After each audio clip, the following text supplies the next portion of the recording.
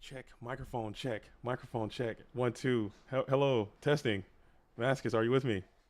I'm with you. Oh man, we're back. We're back. Okay. We had some serious technical issues, but they have since been resolved. Okay, I had to do a hard system reset. Hopefully, if you found the stream before, you found it again. Someone can share the stream in the Discord. I would appreciate that greatly. I'm having severe technical difficulties this morning, and I do apologize. If you are just tuning in, this is the GOAT Format Championship 19. Okay, we are in the top 16. We are in round one of the reset brackets. Okay, we have Ivan Rosito, who is your number one ranked Yu-Gi-Oh player right now of GOAT Format, playing against Ago, the number 16 seed coming into day two.